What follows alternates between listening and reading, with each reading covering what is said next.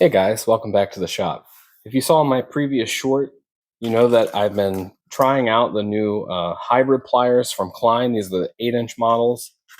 Part number or model number is J2158CR-SEN. I've had my eye on these for a while. Now they're on sale at Lowe's, so I decided to pick these up.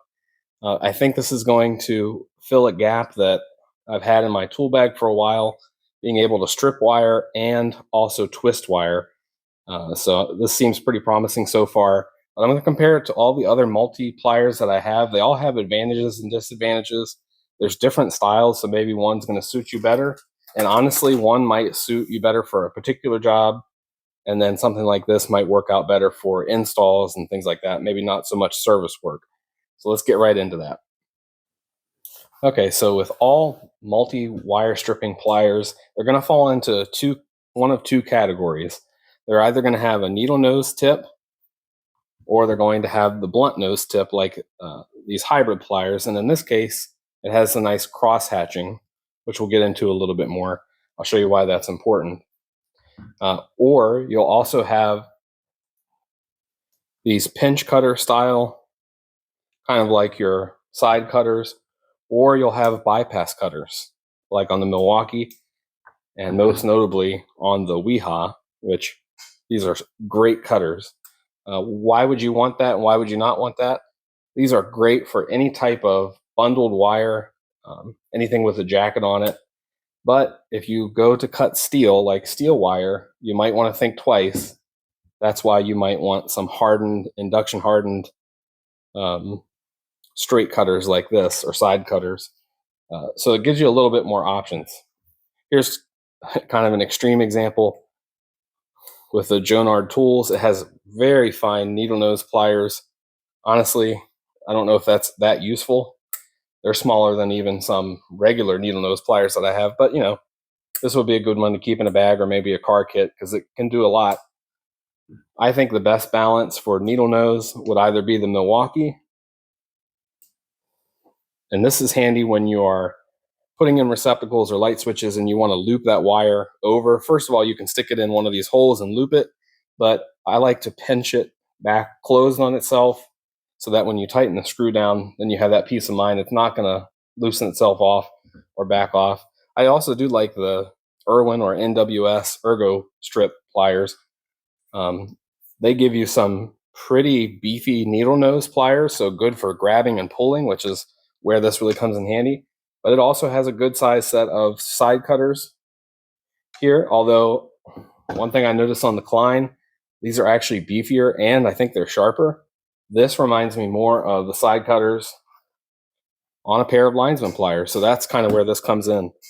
My thought process with this is when I'm running wire and things like that, and I want to tie in, the rest of a circuit, instead of having to carry a pair of wire strippers like these are great wire strippers, although they don't last that long. The trouble with these is you cannot grab wire and twist it.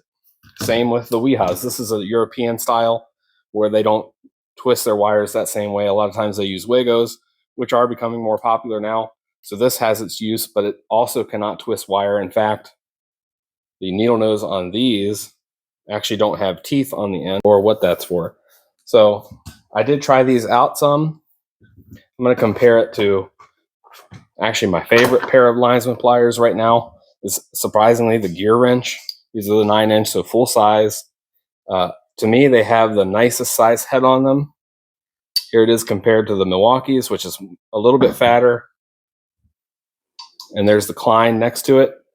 But this has everything you'd want. It has the crimper. It has a actual fish tape puller. Also has jaws down here. Nice cutters on it. Good leverage, good handles. The Milwaukee's are a good price, and they're decent pliers. They're very beefy, and they make a really good hammer. But if you're just getting into it, it's a pretty decent tool. Something you can kind of abuse. Let's compare the cutters on these 8-inch. Do you lose a lot of leverage? It does feel like you lose some leverage. So keep that in mind. This might be more of a fatigue on your hand.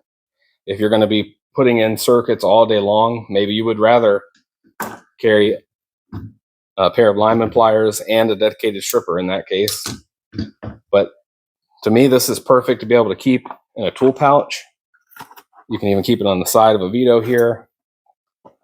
Obviously, it's going to fit in the large pouch, but because the handles don't stick out too much, get it in frame here, this is perfect. Whereas a lot of lineman pliers, I have a hard time fitting them in my pouches. The gear wrench, kind of an exception because it's just dipped handles, but these wider Milwaukees just don't seem to fit very well in anything.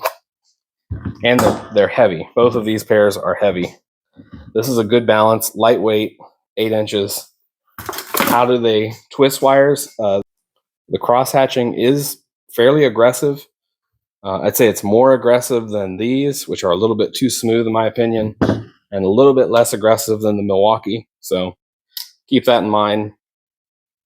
Also, you don't have quite the same width on the head here. So if you're twisting, say, I don't know, four 10 gauge wires into each other, this might not be the tool for you. Just grab a lineman pliers. But it does pretty well. Tested it out here. So it does give you pretty good leverage. This is not a good example, but is it going to give you the leverage of a full-size pair of linemen's? No. But that's not really what it's for. So keep those things in mind. Maybe this will be helpful to you. I've tried all sorts of different versions of this. I would put a lot of these in the category of they're good for service work, especially if you don't know that you're going to be getting into any kind of wiring. Something like this might be good because it's a comfortable pair of needle nose. You can grab and pull things with it easily. Even with the Weehaw, it has a bolt grabbing portion. These are their version of an installation plier. Really love these things.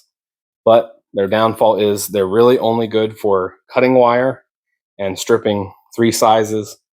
And they only have needle nose on them, so you're not going to twist wire with them. The John Deere Tools has that extreme version because they have very small cutters, probably barely big enough to cut Romex. They do have strippers and then very fine needle nose. So just keep that in mind. I hope these kind of videos are helpful.